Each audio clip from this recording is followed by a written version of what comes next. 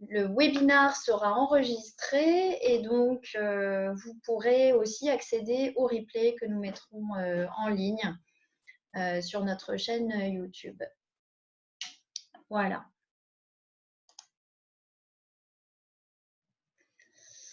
Donc, moi, je suis Valérie Guéraud et je dirige l'agence MBD Open Marketing.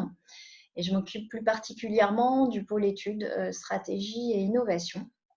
Et je suis accompagnée de Virginie. Bonjour à tous, ravie d'être avec vous aujourd'hui. Donc, je suis consultante en stratégie marketing et impact positif pour l'agence MBD. Et également, j'interviens dans un certain nombre d'écoles et d'universités sur la stratégie marketing et en particulier sur le marketing et réseau. Donc, juste pour vous expliquer un peu d'où on vient, MBD Open Marketing, c'est une agence de marketing responsable. Donc, c'est dans notre ADN. On travaille sur tous les expertises du marketing, que ce soit les études, la stratégie marketing d'innovation, le marketing digital et opérationnel. On a une web agency aussi qui est intégrée à l'agence. Et nous avons des spécialités, à savoir le marketing RSE, le marketing responsable, la marque employeur, le marketing RH. Et on intervient aussi plus spécifiquement auprès des réseaux de franchisés, donc le marketing de réseau. Voilà. Alors, comment va se dérouler ce webinaire? Alors, notre programme, tout d'abord, on va faire un point sur l'impact sociétal lié à la crise, l'intérêt aussi de la RSE dans ce contexte, et aussi le rôle que peut jouer du coup le marketing responsable. Ensuite, Virginie reprendra la main pour vous dérouler une méthode qu'on a conçue en 3 temps pour faire vraiment de la RSE une valeur ajoutée qui soit reconnue et qui puisse d'autant plus être utile en cette période de crise. On laissera un temps à la fin pour les échanges et les questions et à ce moment-là, vous pourrez bien entendu réactiver caméra et micro quand vous prendrez la parole. Voilà. Alors, donc pour commencer, on est tous un peu abasourdis par la soudaineté de cette crise du Covid-19, l'impact que ça a généré sur plein de choses, nos organisations, nos entreprises, l'impact humain, l'impact économique. Ça va bien au-delà d'une crise sanitaire qui est déjà lourde à supporter.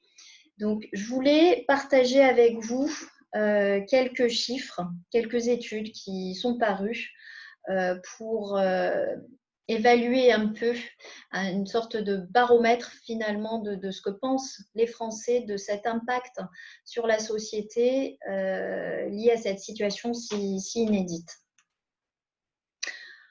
Alors, quelques chiffres. Tout d'abord, une étude qui a été réalisée par l'Institut Kantar, qui est très récente, puisque ça a été réalisé en plein confinement en mars, donc auprès de 25 000 consommateurs. Pas qu'en France, il y a eu 30 pays d'interrogés et la France, bien entendu, faisait partie de ces pays. Donc, elle a été publiée très récemment, cette étude, le 25 mars. Vous pourrez aller rechercher si vous le souhaitez.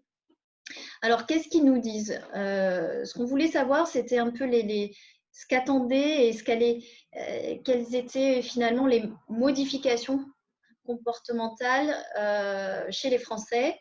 Là, en l'occurrence, chez les Français, les chiffres que je vous communique, ce sont des chiffres uniquement pour la France, sur leurs habitudes, leurs comportements. Première chose, au niveau des habitudes médias, à prendre en compte, c'est que 40% des Français pensent qu'ils consomment, qu'ils ont consommé et qu'ils consommeront plus de web. Donc, c'est un chiffre assez conséquent. et 45% plus de télévision. Deuxième chose, c'est l'importance de prendre soin de ses salariés. C'est des attentes aussi des Français qu'ils ont exprimé que pour eux, c'était une des attentes, étant donné la crise, la plus importante, de voir que les entreprises prennent soin de leurs salariés. Et notamment par quoi? À 81%, quand ils parlent de cela, ça parle de la santé, mais également à 72% de flexibilité dans le travail. 92% des Français expriment aussi le fait qu'il faut continuer à faire de la publicité, que les entreprises devraient continuer à faire de la publicité.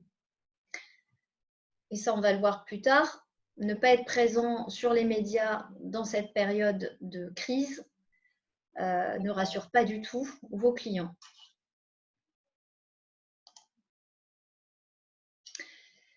Ensuite, parler de l'utilité.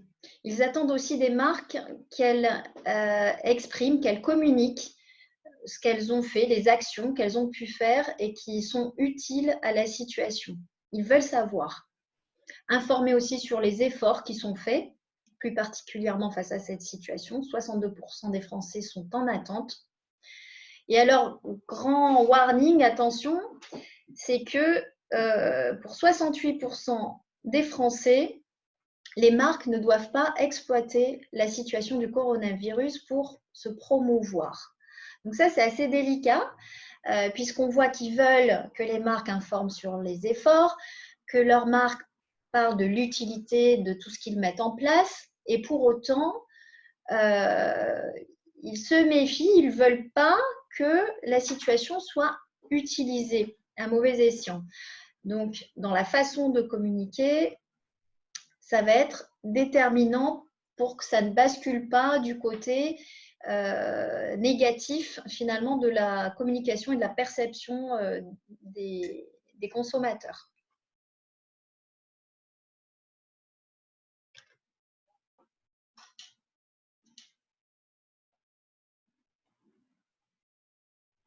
Hop.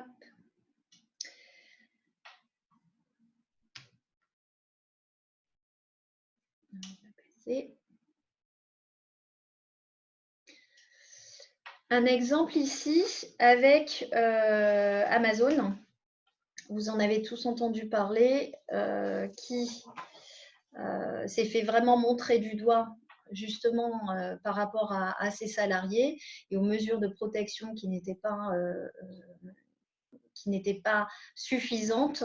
Donc, et ça n'a pas échappé aux médias et donc à la société. Ça a été vraiment montré du doigt puisque c'est une des préoccupations majeures, on l'a vu, des Français, de s'occuper de ses salariés.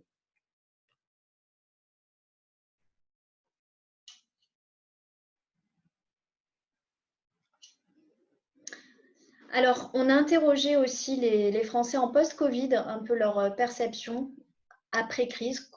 Que pensent-ils? Que va-t-il se passer sur leur comportement? Donc là, c'est du projectif. Donc, pour la plupart des Français, ça va impacter leur comportement de consommation à 64%.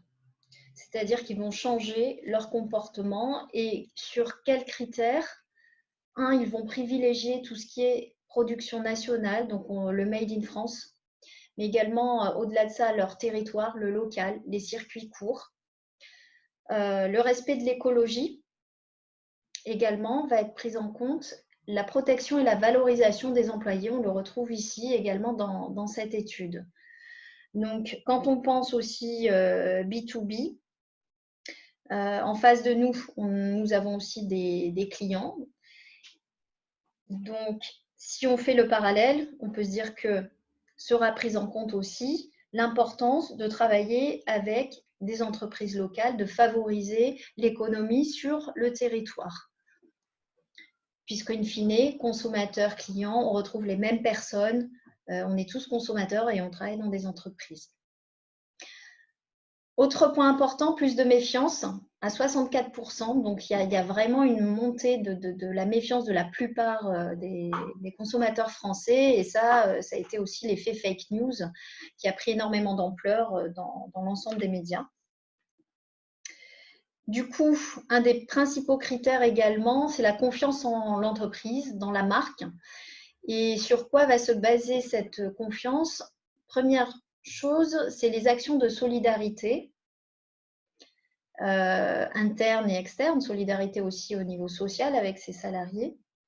Et deuxième chose, la réactivité, la façon dont l'entreprise a su réagir. 50% des Français souhaitent que les entreprises aient une communication plus transparente, souhaitent plus de communication transparente et communiquer, connaître, savoir les actions sociales et sociétales qu'auront entrepris ou qu'entreprennent les entreprises.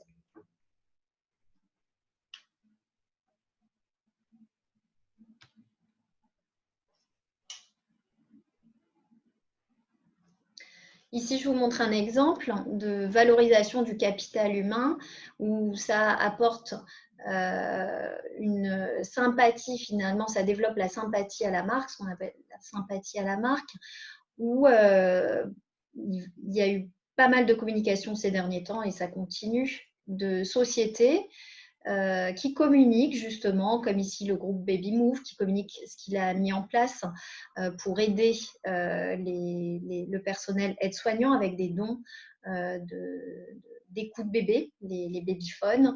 On a la savonnerie Le Petit Olivier qui a également fait des dons. Dans un autre registre, pour une société de service, un cabinet d'expertise comptable de la région également, qui informe, c'est une façon aussi d'aider, qui informe justement le secteur qui a été tellement touché de café, hôtel, restaurant, pour les aider à anticiper la reprise, et propose aussi un webinar. Donc voilà, il y a toute une mobilisation et une communication qui répond à un besoin, on le voit, hein, des consommateurs français qui recherchent ce type de communication. Alors, MBD Open Marketing s'est intéressé plus particulièrement aux entreprises du territoire et nous avons lancé une étude qualitative auprès de 25 chefs d'entreprise représentantes ici du territoire. On les a interrogés sur leur analyse de l'impact de cette crise sur leur secteur d'activité et sur les mesures qu'ils avaient entrepris ou qu'ils comptaient entreprendre pour leur société. Donc, cette étude fera d'ailleurs l'objet d'un livre numérique qui sera diffusé la semaine prochaine au plus grand nombre, et vous pourrez accéder à toutes ces interviews très très riches, parce qu'il y a énormément d'exemples précis de toutes les actions qui ont été mises en place par ces entreprises de notre territoire. Alors, qu'est-ce qu'il en ressort très globalement? C'est que tous ont ressenti, les entreprises ont ressenti cette crise, ça a été un impact très soudain, vraiment inédit, ça a été fulgurant, tant en termes d'organisation, d'impact sur la production, sur l'activité, donc forcément impact économique, mais impact humain également. La plupart des entreprises, les premières mesures qu'elles ont mis en place, ça a été la sécurité des employés, donc axé sur la santé, sur l'hygiène des salariés, et ça répond. Ça répond à ces demandes qu'on a vues dans l'étude consommateur. Première mesure, nouvelle organisation de travail avec tout ce que ça implique, s'équiper aussi de nouveaux outils de communication, et ça n'a pas été une mince affaire. Et puis, beaucoup de chefs d'entreprise nous ont fait part de la lourdeur administrative et toute la gestion qu'il y avait à faire pour maintenir leur entreprise et pouvoir aller de l'avant avec les aides qui étaient proposées aux entreprises. Donc, ces entreprises que nous avons interrogées se sont senties acteurs du changement. C'est ce qui on va dire ce qui les rassemble. Donc, Beaucoup ont reconnu aussi les efforts de leurs collaborateurs, malgré la peur. On a des exemples dans le transport, les routiers par exemple. Et donc la mise en place de primes a été utilisée par pas mal d'entreprises de la région pour récompenser leurs collaborateurs. Il y a aussi la mise en place de formations et de coaching qui ont été mises en place par les entreprises auprès de leurs salariés. Une autre notion très forte qui est apparue, c'est la notion d'entraide, de coopération au niveau local notamment et du territoire. Les dirigeants que nous avons interrogés ont vraiment du coup sollicité et ont donné aussi de leur temps, de leur savoir. Ils ont échangé avec leurs pairs, avec d'autres dirigeants, avec leurs fournisseurs, avec leurs clients. Ils ont vraiment coopéré pour s'entraider dans cette situation si difficile. Beaucoup communiqué en interne auprès de leurs salariés pour rassurer, pour donner du sens dans ce qu'ils faisaient, mais en externe également pour leurs clients, pour leur expliquer où ils en étaient. Et puis, ils se sont mis à préparer la reprise d'activité pendant la crise. Que faire? Des plans de continuité, que mettre en place? Ils ont aussi, pour certains, identifié et saisi de nouvelles opportunités. On verra des exemples. Ils ont su innover. Et puis d'autres ont su s'adapter tout en continuant avec des nouvelles conditions, puisque plus rien n'est comme avant et ne sera plus comme avant. Donc un exemple rapidement ici, des magasins qui ont forcément dû s'adapter, mais aussi, peut-être on y pense moins, mais dans le monde du transport, ici une entreprise de la région, Azure Truck, qui a dû adapter tous ses ateliers de réparation et de maintenance de véhicules routiers pour répondre aux normes d'hygiène pour leurs salariés, mais pour leurs clients également.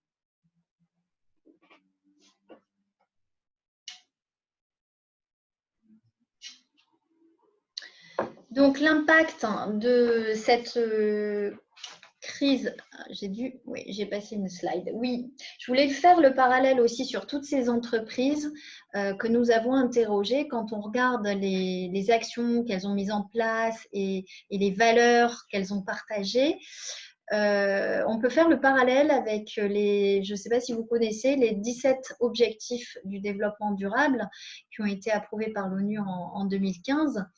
Et on retrouve vraiment des valeurs RSE et finalement plus de résilience chez ces entreprises avec l'objectif 3, bonne santé et bien-être par exemple, l'objectif 4, l'éducation et la qualité, la mise en place de formations, les partenariats, l'objectif 17 pour la réalisation des objectifs, donc toute cette entraide.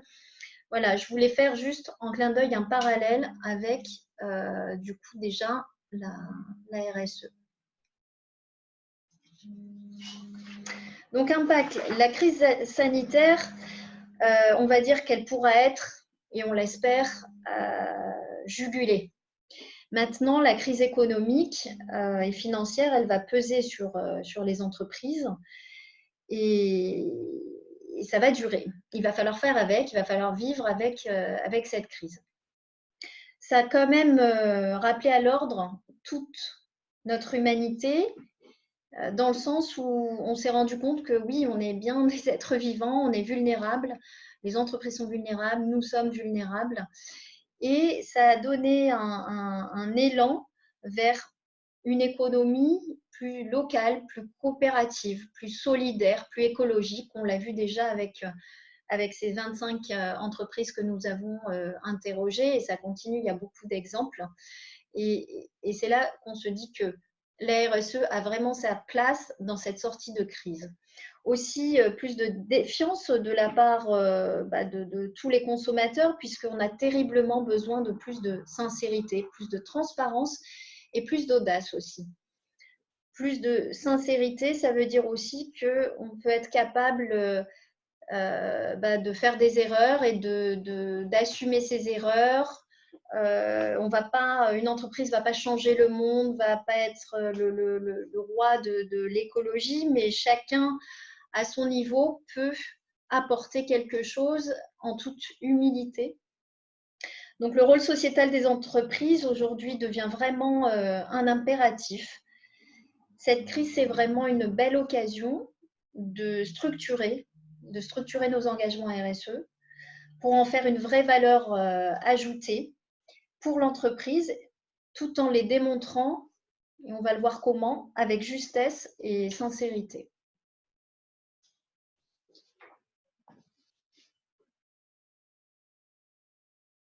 La RSE devient donc incontournable. La crise n'a fait qu'accélérer le changement et on est au cœur d'un nouveau système de valeurs. La RSE va permettre de donner d'autant plus de sens. La raison d'être, les entreprises à mission rentrent dans le cadre de la RSE. On voit que la RSE aussi permet aux entreprises d'avoir une résilience plus forte. Pourquoi? Parce que ça repose sur l'actif humain. Et la RSE va être aussi source d'innovation, de solutions, d'initiatives. Et on va le voir dans les exemples. Pour faire le parallèle avec le marketing, pourquoi le marketing? Parce que le marketing apporte à la RSE une technique qui va permettre de créer de la valeur. Le marketing responsable permet de créer de la valeur, en fait, avec un rayonnement écologique, un rayonnement sociétal pour le client et pour l'entreprise. Donc, c'est apporter les techniques du marketing à la démarche RSE pour créer de la valeur. Donc, le marketing responsable repose sur 4 piliers, à savoir l'engagement, l'honnêteté, la transparence et l'humilité. Si on regarde le marketing responsable, on va travailler sur, il est vraiment source d'innovation et de valeur, puisque ça va permettre de repenser ses produits ou ses prestations, de repenser son mode de distribution, d'adapter ses actions marketing, le tout en intégrant des actions qui soient responsables pour l'entreprise, pour la société et pour ses collaborateurs, pour toutes les parties prenantes. Mais tout cela, toutes ces techniques, finalement, ce sont du marketing stratégique. Ça veut dire aussi collaborer et créer de nouveaux liens, impliquer ses collaborateurs, mais également de manière plus ouverte toutes les parties prenantes pour co-construire et fédérer ensemble.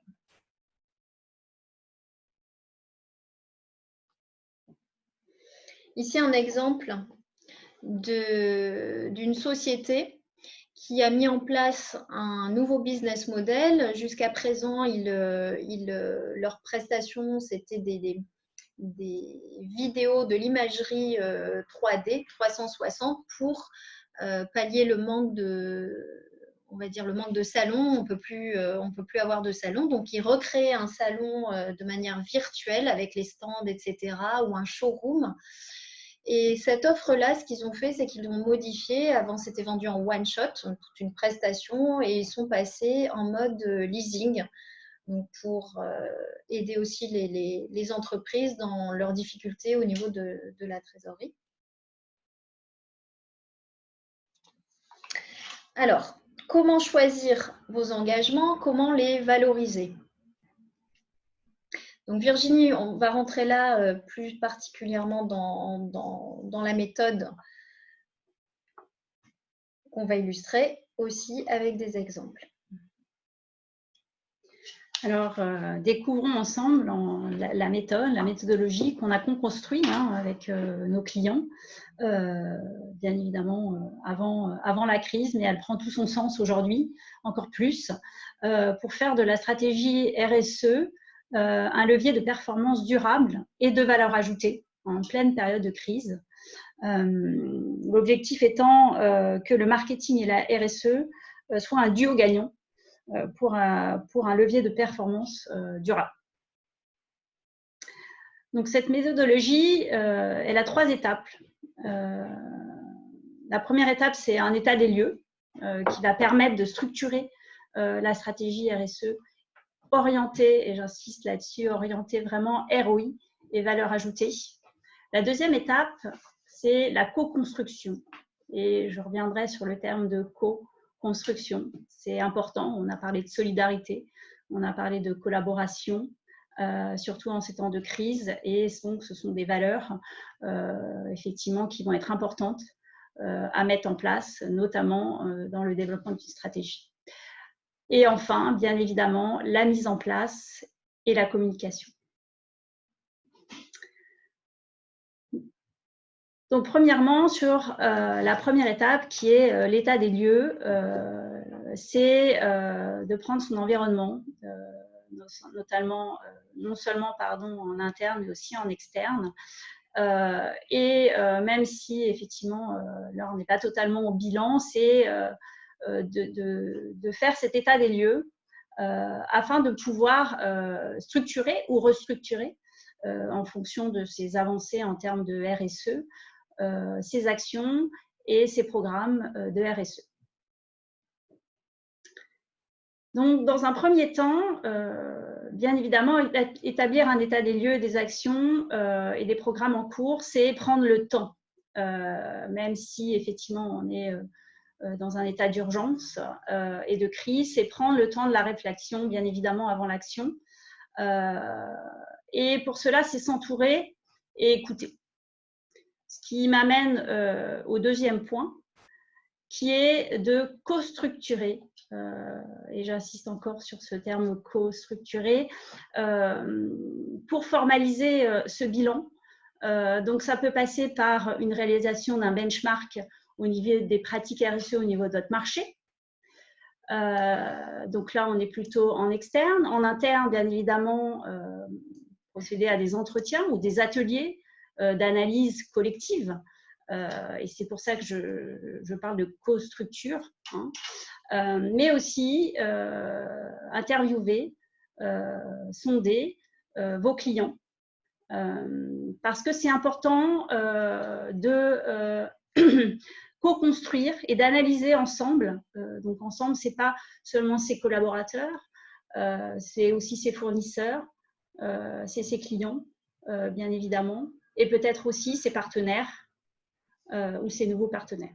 Voilà, si vous avez mis déjà en place des actions, voire même vous avez des labels ou des certifications, c'est important de faire le point là en cette période et d'aller interroger les différentes parties prenantes pour leur demander ce qu'ils en pensent. Est-ce que ça fait du sens pour eux ou pas? Est-ce que ça implique un changement pour eux ou pas?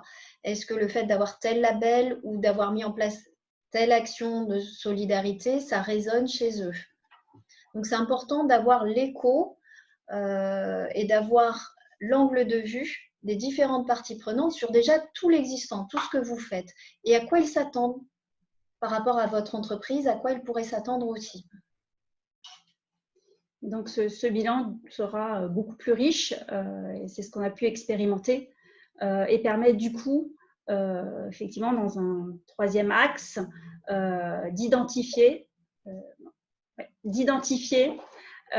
clairement les programmes à continuer, bien évidemment, à faire évoluer peut-être, ou à créer totalement.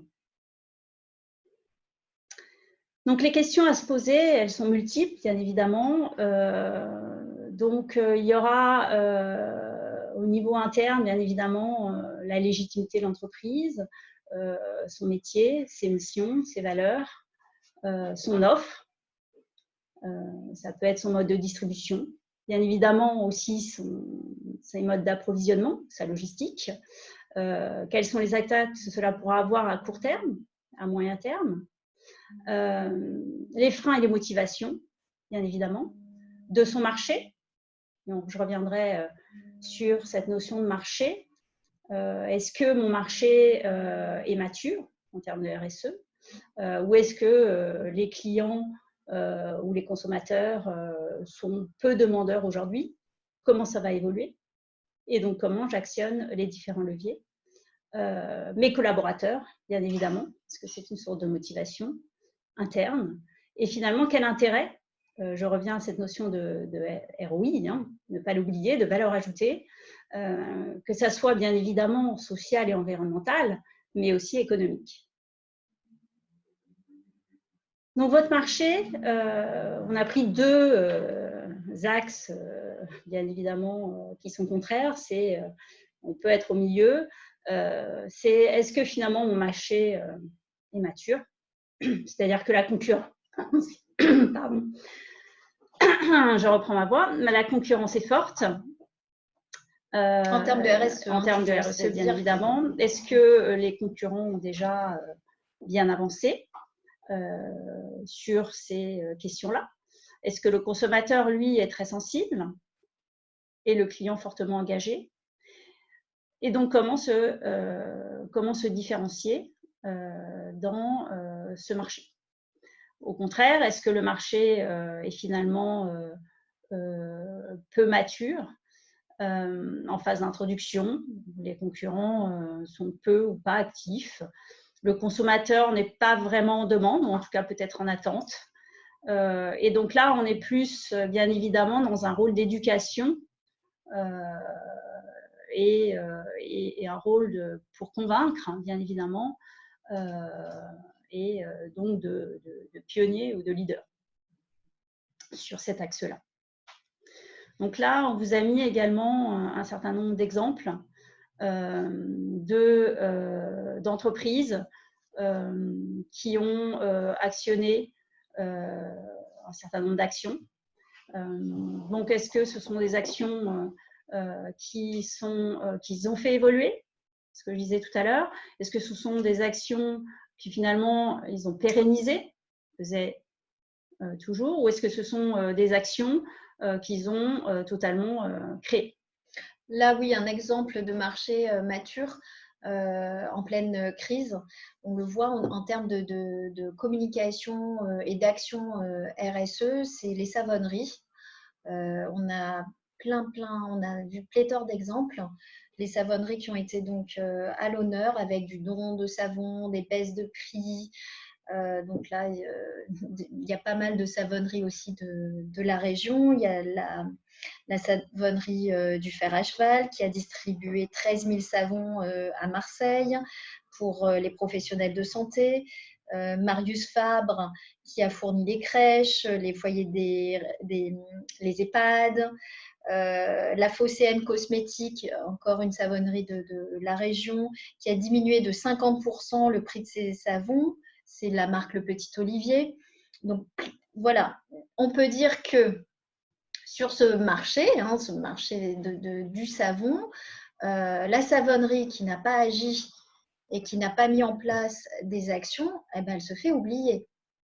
Parce qu'on va retenir que finalement, sur ce marché, beaucoup d'entreprises ont agi et ont mis en place des actions de solidarité face à la crise. Donc là, c'est l'exemple d'un marché mature sur cet exemple précis.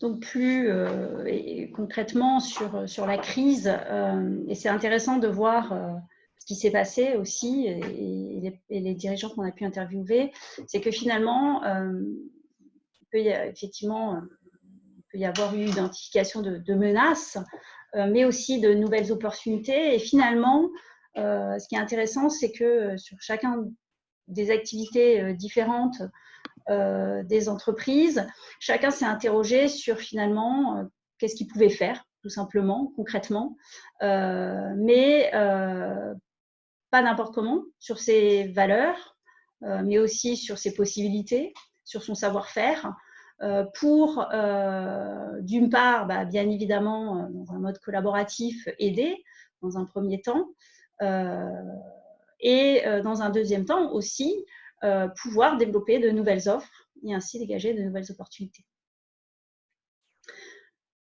Donc, comment restructurer ou structurer votre stratégie RSE? Donc, une fois cet état des lieux finalement réalisé, vous avez identifié les programmes à continuer, à faire évoluer ou à lancer. Et là, vous avez établi un rapport d'audit avec une cartographie initiale. L'objectif de cet état de lieu, c'est vraiment de pouvoir définir les lignes directrices et d'identifier les chantiers majeurs sur lesquels vous allez travailler et qui seront les fondamentaux de votre stratégie RSE. Ici, un exemple de la Maïf, qui est fortement engagée. C'est une marque engagée. Qu'est-ce qu'elle a fait là pendant la crise? Finalement, elle a renforcé ses engagements existants par une action très concrète qu'elle a communiquée. Il y a eu tout un communiqué de presse là-dessus début avril. Eh bien, lié à la baisse des sinistres, elle a pu économiser rien que 100 millions d'euros. Et plutôt que de les garder, elle a décidé de reverser à ses assurés finalement une partie de toutes ces économies réalisées. Donc les assurés avaient le choix entre percevoir la somme qui leur était rétribuée ou ils pouvaient, s'ils le souhaitaient, faire un don de cette somme, faire don de cette somme à une des associations soutenues par la Maïf. Donc ça, c'est un exemple de programme, de chantier qui a été mis en place par la Maïf pour réagir et à cette période aux conséquences de cette période de crise. Donc finalement, avec ce rapport, cette cartographie qui aura pu être réalisée avec l'ensemble des acteurs, bien évidemment, vous allez pouvoir identifier, bien évidemment, d'une part les forces et les faiblesses, donc l'interne, mais aussi l'externe, donc le marché, les opportunités et les menaces, pour mettre en évidence les facteurs clés de succès et donc développer vos lignes directrices et définir vraiment les enjeux RSE en termes également d'action, mais aussi de ROI, bien évidemment. Et là, bien évidemment, le fait d'avoir co-construit et travaillé évidemment avec l'ensemble de votre écosystème, ça va permettre, bien évidemment, un plus grand succès et une plus grande adhésion des programmes et des chantiers.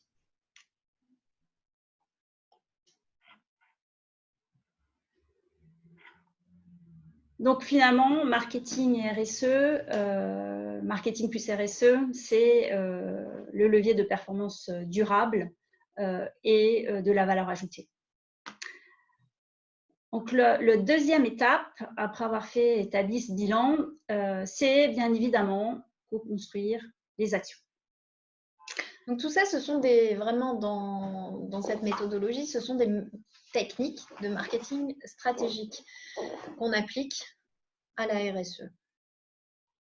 Donc, co-construction, c'est important de fédérer, et c'est encore plus important aujourd'hui, j'ai envie de dire, parce qu'on est dans un climat d'incertitude qui peut amener parfois au repli.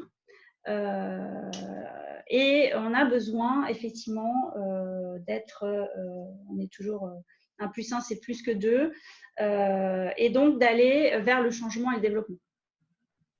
Donc, l'objectif de cette étape, c'est de réellement définir un plan d'action pour chaque programme qui a été identifié dans la première étape.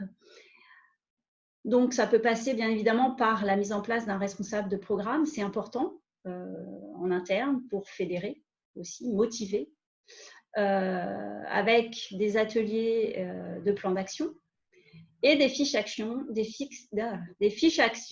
pour chaque programme.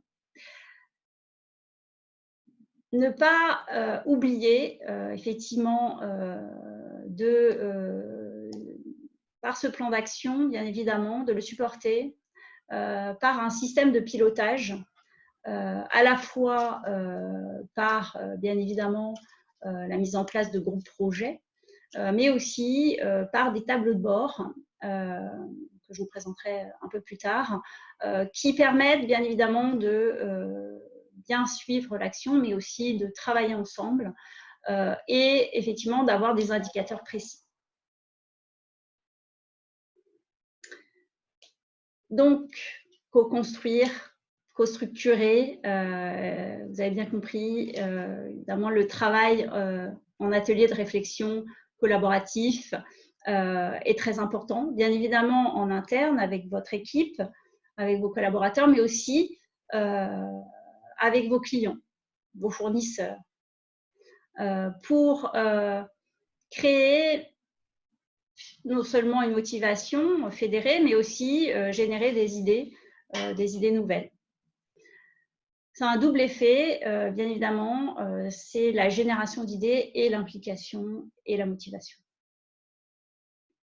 Un exemple là justement de travail collaboratif et de coopération avec l'Inagora, qui est un éditeur de logiciels open source, qui s'est allié avec Jaguar Network, qui est un opérateur télécom et hébergeur de serveurs.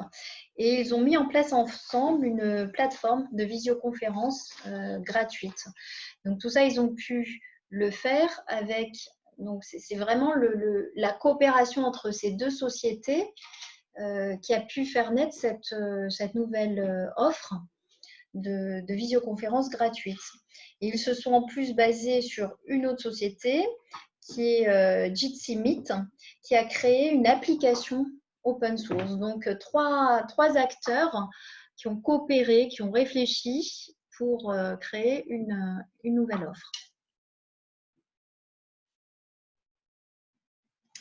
Donc, établir un tableau de bord, c'est très important pour le pilotage de l'action, puis après pour la mise en place, par chantier, par action, d'identifier effectivement qui va travailler sur ces actions, qui en est responsable.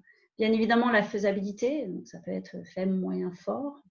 Le budget, la mise en place, bien évidemment, un planning et les indicateurs de performance. Alors, les indicateurs de performance, bien évidemment, il faut qu'ils soient également co-construits et qu'il y ait une adhésion sur ces indicateurs et un suivi qui peut aller du chiffre d'affaires à la rentabilité, à la satisfaction client, à la fidélité, tout simplement au turnover ou à la motivation de vos collaborateurs en fonction des différents chantiers.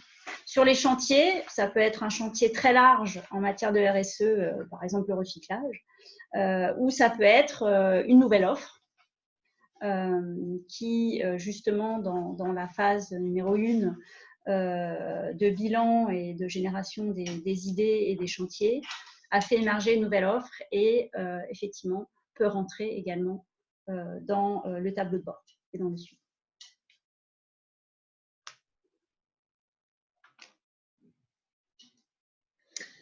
Un exemple ici de nouvelle offre liée au contexte.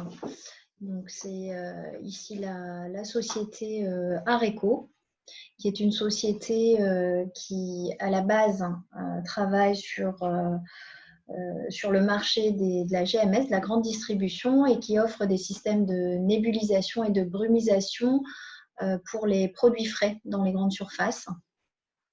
Et ils ont aussi un autre métier qui est la désinfection des laboratoires et des salles blanches.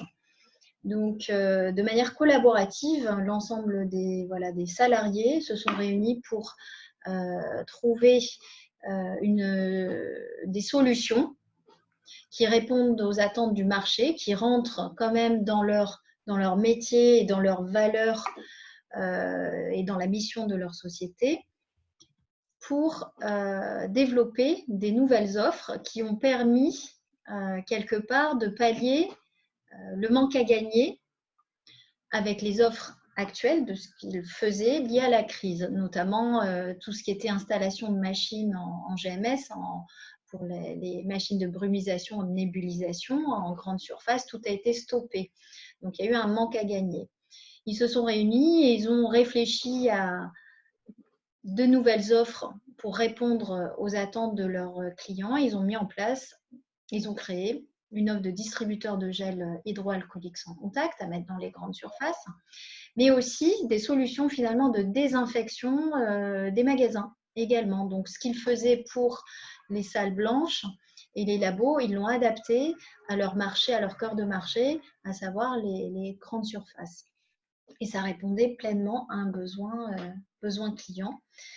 Ça les aide, ça aide leurs clients à être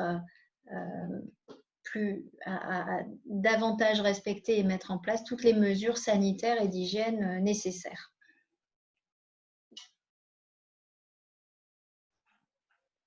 Un autre exemple, donc le ROI est aussi important hein, en marketing responsable et donc en RSE.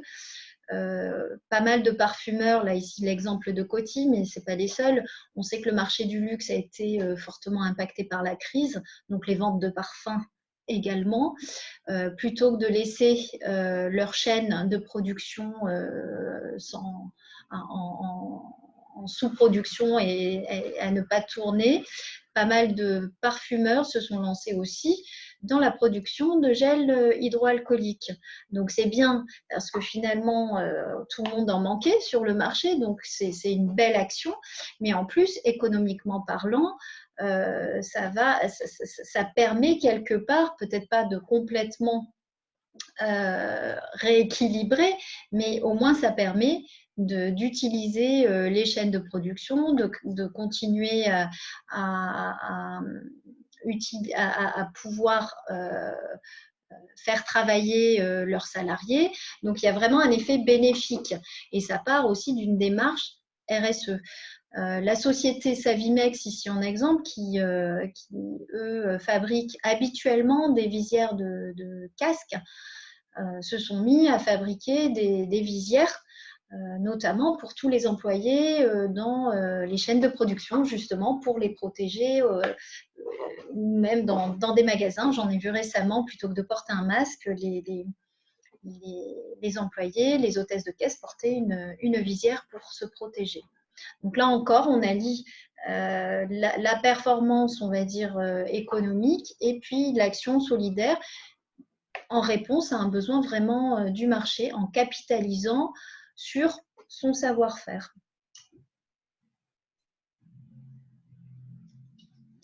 Un autre exemple, c'est l'entreprise de signalétique Peradotto Publicité qui s'est mise à créer et à promouvoir et à offrir des hygiaphones avec des messages, justement, des messages soit humoristiques, soit pour des messages positifs, en fait, pour post-confinement, on va dire, et c'est une offre qu'ils n'avaient pas. Donc pareil, ils ont réfléchi ensemble à lancer cette nouvelle gamme d'hygiaphones.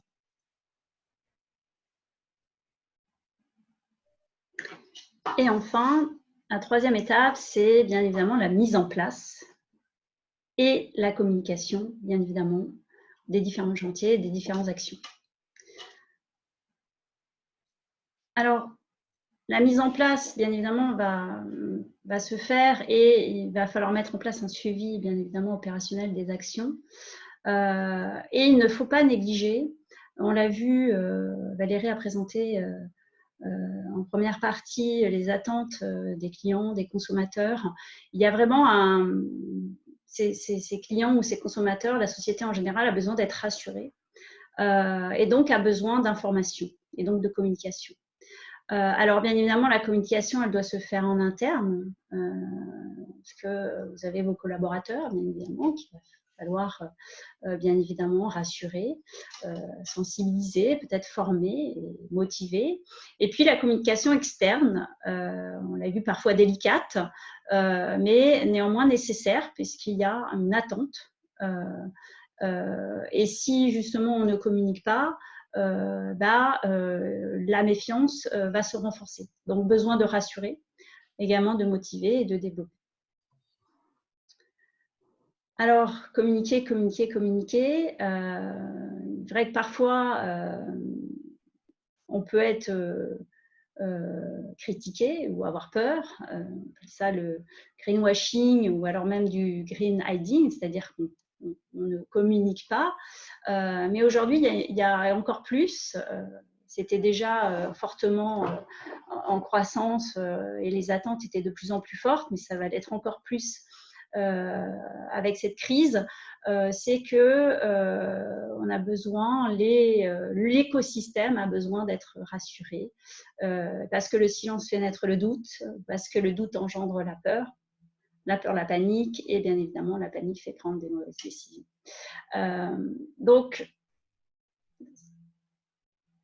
comment communiquer ? C'est un point fondamental.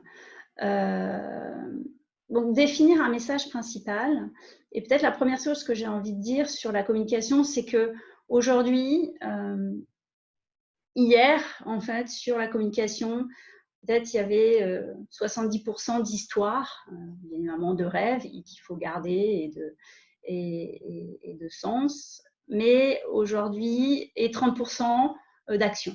Aujourd'hui, les attentes, c'est plutôt d'avoir 70% de communication sur les actions, notamment en termes sociétal, environnemental, et 30% du reste. Et il y a une attente de vos impacts que vous pouvez avoir, mais aussi de transparence, de sincérité. Oui, tout à fait. Avant, en communication, on se disait quelle est la promesse, voilà, qu'est-ce qu'on promet, et ensuite venaient les preuves. Avec cette crise, les gens veulent plus de transparence, plus de véracité, plus d'authenticité. Donc, on commence par les preuves, c'est-à-dire les actions concrètes. Plutôt que de dire nous sommes ceci, nous sommes cela ou afficher des valeurs. Concrètement, ça se traduit par quoi? Donc, c'est de mettre en avant d'abord les preuves, les actions concrètes et de terminer par ces actions rentrent dans le cadre complètement de nos valeurs ou de notre mission. Mais c'est vraiment de commencer par l'action parce que c'est vraiment l'attente d'autant plus importante qu'a généré cette crise.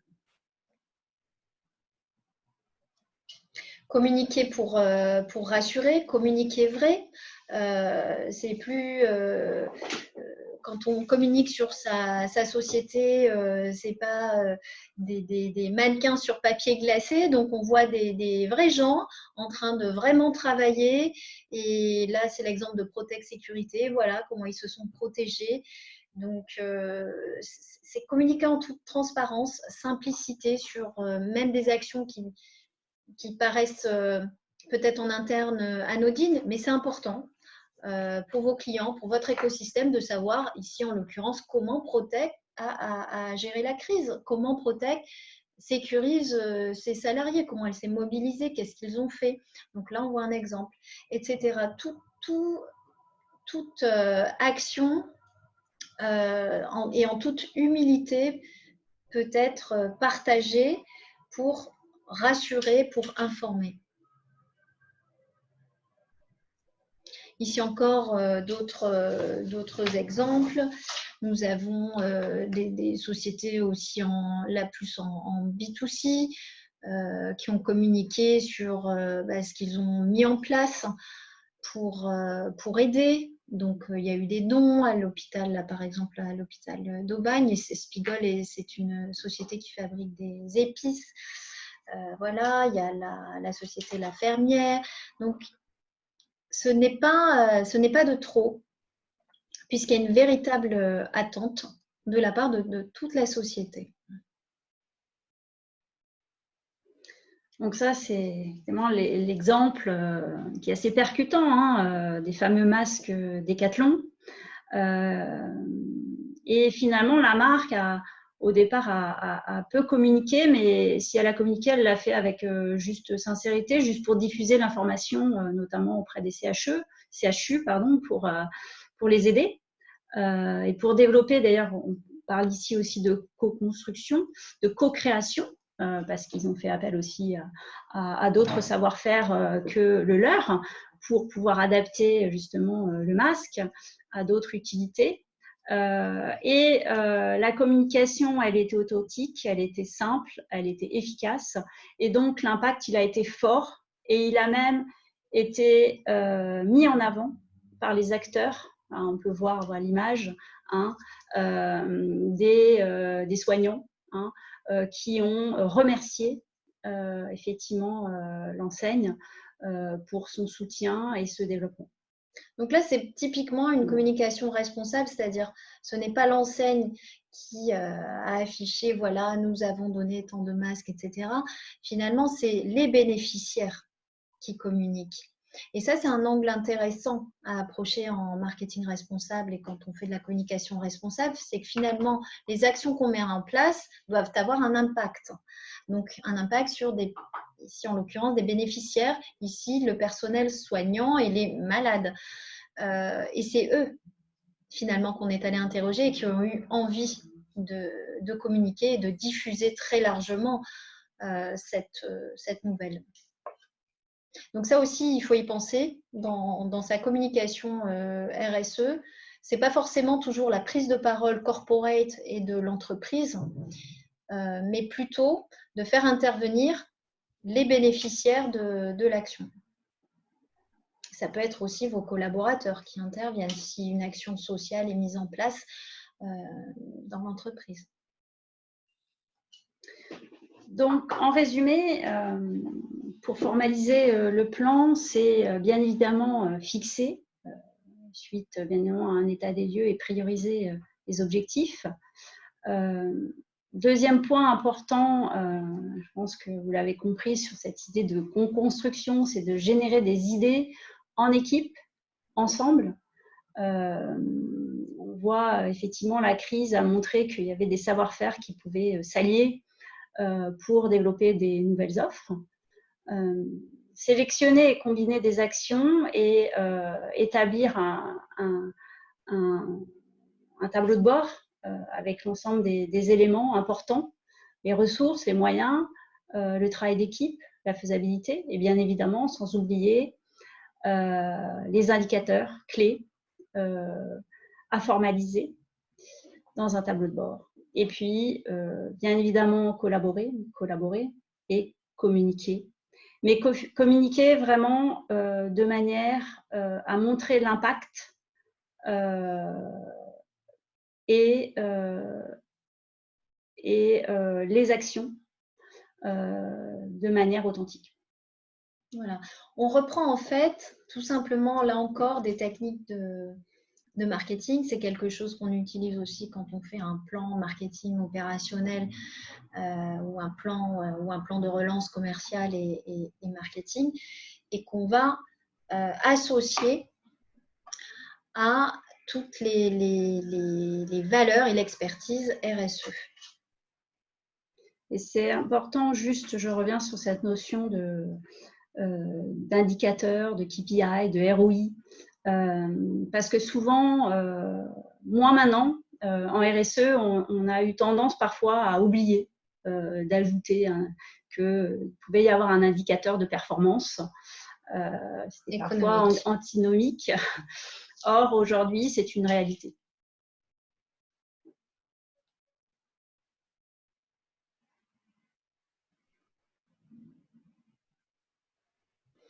Voilà, on conclura en vous disant qu'on souhaiterait que l'entreprise de demain soit ouverte, agile, entourée d'experts audacieux et responsables, surtout responsables. La responsabilité de chacun en tant que dirigeant, chef d'entreprise, on a d'autant plus cette responsabilité. La RSE n'est plus une option, elle doit faire partie intégrante finalement de toute la stratégie et du plan de relance, de votre plan de relance post-crise. Voilà, donc c'est ouvert, il est midi pile, je pense. Voilà, si vous souhaitez, nous sommes à disposition. Si vous avez des questions ou vous souhaitez creuser certains points, n'hésitez pas. Vous pouvez réactiver votre micro pour ceux qui le souhaitent.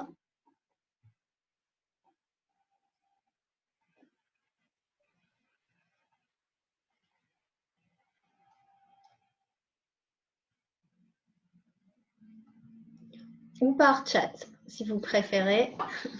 On peut lire aussi les questions. En attendant, je voulais vous rappeler que donc, nous avons enregistré le webinar. Vous pouvez retrouver donc toute la présentation et le support de présentation sera disponible en replay sur notre site internet et sur notre chaîne YouTube. On vous communiquera tout cela par mail avec un lien direct, comme ça sera plus simple. Donc voilà, n'hésitez pas. Et n'hésitez pas aussi si a posteriori vous avez des questions plus particulièrement par rapport à votre situation et l'intégration de vos engagements RSE, comment les faire valoir, comment les intégrer à votre plan de relance. comment les intégrer à votre nouvelle stratégie pour aller de l'avant et repartir vers la croissance. Voilà, s'il n'y a pas de questions.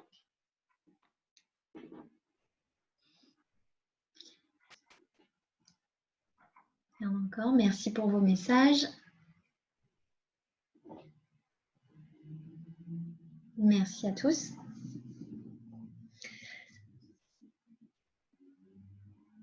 Ok. Oui, on reçoit bien tous les messages. Merci. Voilà, n'hésitez pas, si vous avez d'autres questions, vous pouvez nous contacter. Et puis, sinon, on va vous souhaiter plein d'énergie, plein de courage. N'oubliez pas, l'entraide, la solidarité est importante et chacun peut y contribuer à sa façon. Donc, voilà, en tant que dirigeante aussi, chef d'entreprise, c'est important de communiquer et de s'entraider à tout point de vue et notamment sur notre territoire. Merci à tous. Merci à tous. Au revoir. Bon courage.